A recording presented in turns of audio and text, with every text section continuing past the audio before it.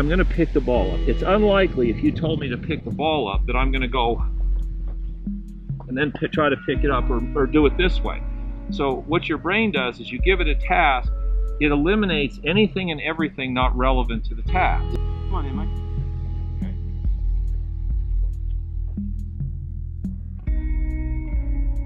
Hey everybody, thanks for watching.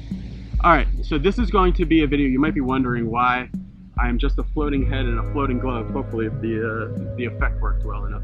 There's been so many different questions, Mike, about the role of the right arm in the golf swing. So I'm going to make my right arm appear with a little abracadabra here.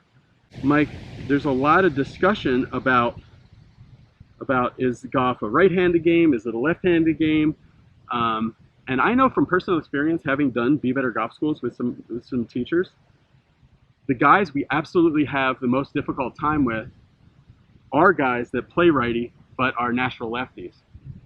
Certainly back in like earlier years when there was extremely limited access to equipment for lefties. So what do you think? Is golf a right-handed game or a left-handed game? Which one's more important if you had to choose?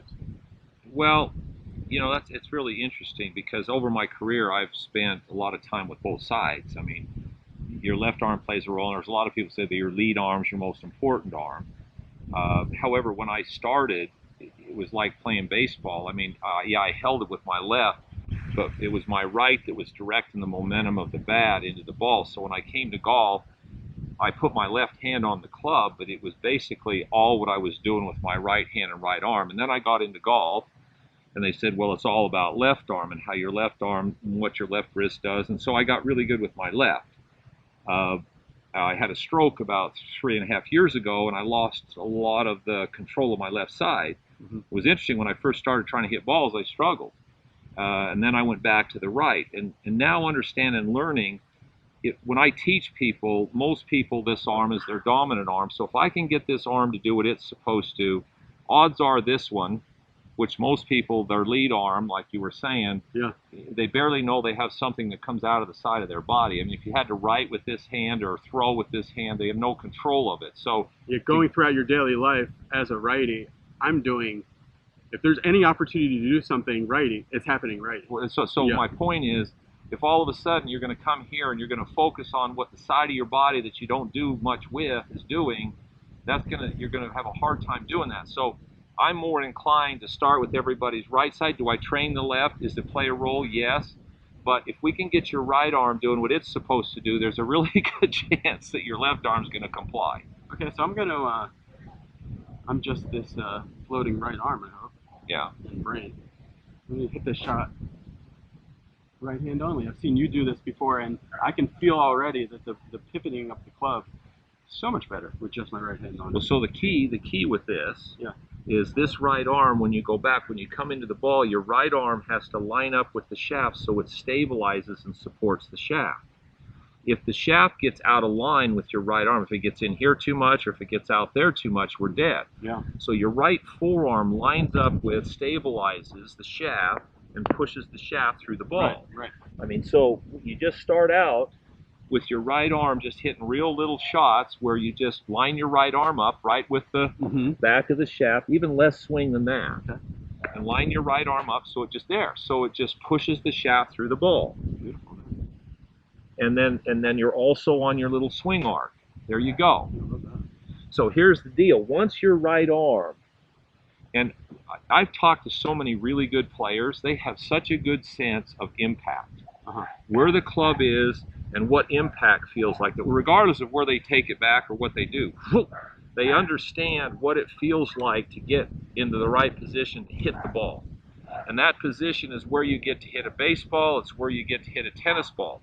So if you program that in, and that becomes your main task, now as you start swinging longer and longer, if your right arm... Now I have my glove and my right arm. Yeah. But as you start making a longer... Now just make your right arm line up with the shaft.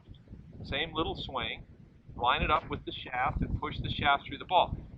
Once you start to feel that and you build your swing on what your right arm is doing, all of a sudden everything... A lot of questions go away. Yeah. Well, here's what happens. Here's how your body works, your brain. You give it a task. Like if I gave myself the task to pick that ball up, okay? Here's the task, pick the ball up. is I'm going to pick the ball up. It's unlikely if you told me to pick the ball up that I'm going to go and then try to pick it up or do it this way. So what your brain does is you give it a task, it eliminates anything and everything not relevant to the task. Yep. So if the task is to get your right arm to do this, all of a sudden, a lot of the weird backswings and the body movements go away because it doesn't play into the task of what you're trying to do with your right arm.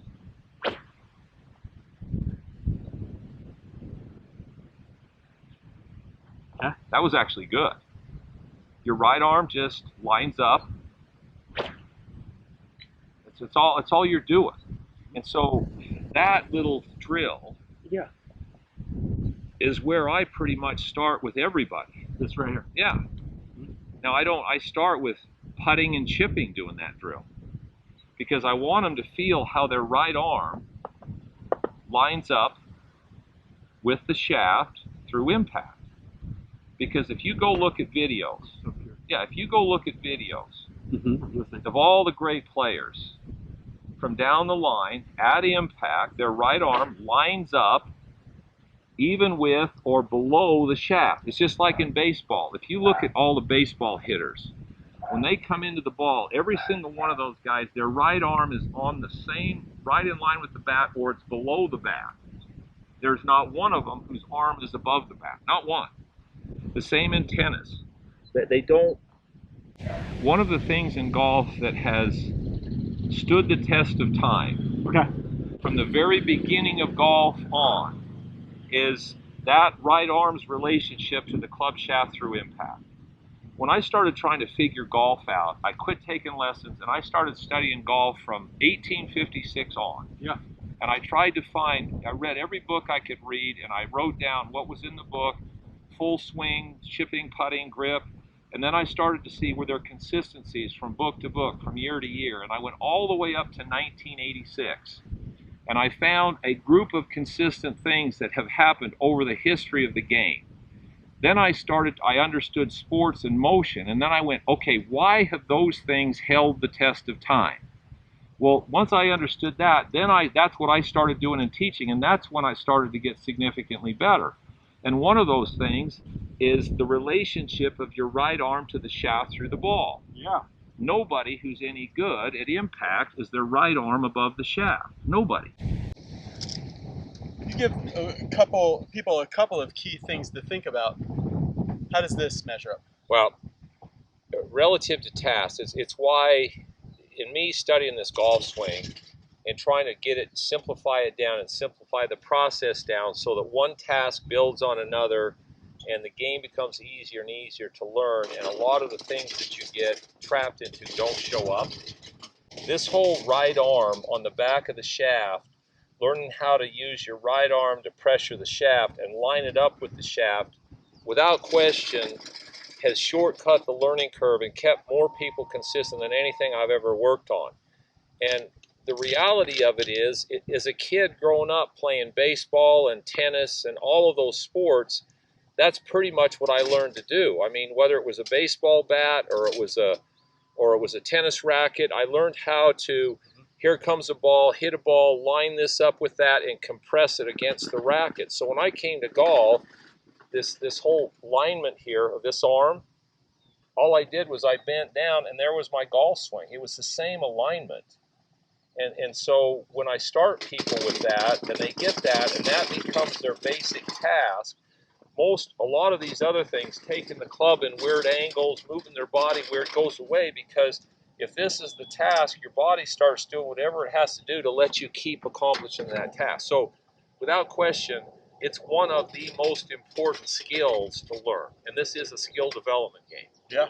And it is probably right close to the top of the first skills you need to learn. So I'm going to hit these 5 putts, and then I'm going to hit that That's ball. fine. Okay.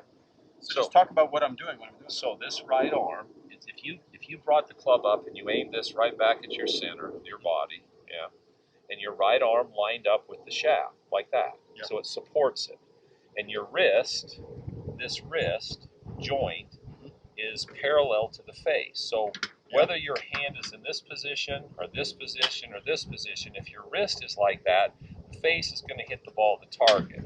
Yeah. This is going to change the trajectory that it goes, but your right arm is lined up with and it's pressuring the shaft through the ball. So you start doing that with a putter. So you just feel your right arm pressure the shaft through the ball. Oh, you can feel it. Just feel the whole right arm line up with the force of the club through the ball. Perfect. Now, whatever you want to do with your wrist, if you want to let your wrist unhinge, you can. If you want to hold the angle in your wrist, you can. In putting, what it does is it changes where you catch the ball in the face.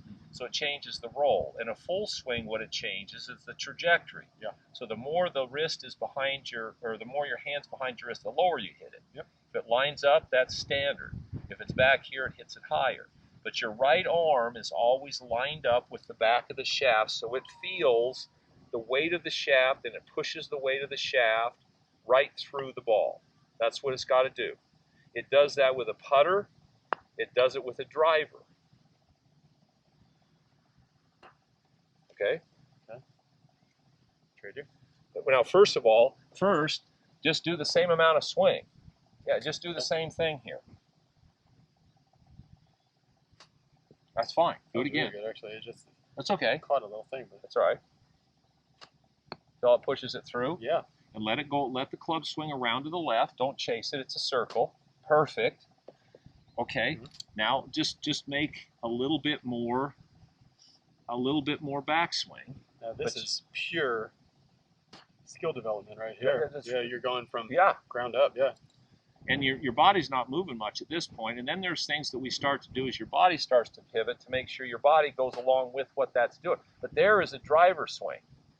So there, if it's going left, that just tells me this part of my wrist is a little bit twisted on top of this part of my wrist. Exactly. And they need to be in line. Right. Yeah. And the trajectory that it goes tells you where your hand is relative to your wrist. Yeah.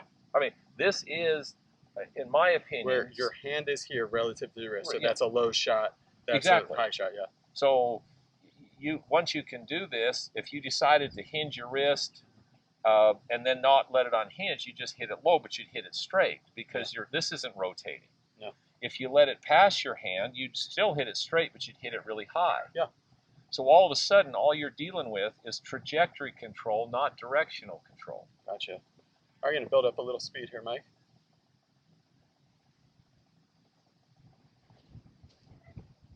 It's the same thing. Oh, I just added the left hand on there. That's fine.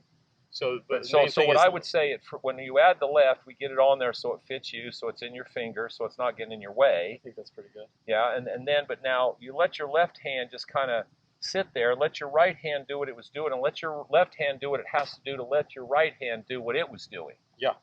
So instead of trying to pull and lead with your left, which I understand why a lot of guys teach that, but right now, you see how good this is getting? Now, if having we would stand here now for 45 minutes or so hitting that shot you just hit right there and then changing the face angle at impact relative to trajectory. Well, we'll stand here for 45 seconds doing that. Well, you like seeing me hit it high without going left. Well, because relative to where you want to lean on it and drag the handle, that's the best shot for you to hit. Right arm lines up, you just add loft to the face, and the ball doesn't curve left. Now, that went a little to the right because when you came into the ball, instead of coming into the ball and the club going around to the left, you chased the ball with the club head. So let the club swing around to the left. And that's perfect. Yeah. Now, if we can get that to happen at full speed with your driver, you're really good. There's your golf swing. Well, Mike, you brought it up, and as I always say, nobody thinks it's an actual golf video without a driver shot. At least a driver shot. Because okay, so I won't ask you the question, how is driver different? I will just try to do what I was just doing. Do it at the same speed, too, at first. Just like that. So good. That's perfect. Yeah. Now, okay, so now all you got to do is make a little more swing, which is a little more turn, and that'll give you a little more speed, and see if you can control it with a little more swing. Yeah, pretty damn good. You lost the ball a little to the right, so you chased it. You didn't let the club swing around to the left enough, but the ball went pretty straight. Interesting. It's the same right arm. I mean, that's smoke. Yeah, that's perfect. Okay, back to the original premise of this video as I hit this last drive, Mike. I think something great for people to do is get some balls, hit some putts, and think about how that will line up to your thing. I'm going to do that now. So I'm only a right hand here. Yeah. And Perfect. that actually, if I could get this feeling at impact, perfect. I'm going to be. That's exactly the fine. same thing you're doing there. You pipe it. Yeah, I mean, good. that's been awesome, and I can tell, and everybody out there, this game doesn't have to be this complicated. The problem is there's been no real skill development. So step one, what's the first basic concept, and what's the skills associated with that? Then what's the next concept? What are the skills? And if you did it that way, people would get so much better so fast. And if you get off, where do you go? Well, every day is an opportunity to reinvent yourself. And that's what I've heard from Nicholas and all these great players. I just spent a whole day with Justin Rose. Yeah. And I asked him how he practiced. And when he went through how he calibrates his swing, he started with putting and then chipping and then pitching and then 7-iron, waist high to waist high. And he's got all of his numbers and calibrations to make sure it's perfect every day. And if he's calibrated to that point, then he starts working on whatever he's going to work on. And at the end of the day, he comes back and sees if his calibrations have changed.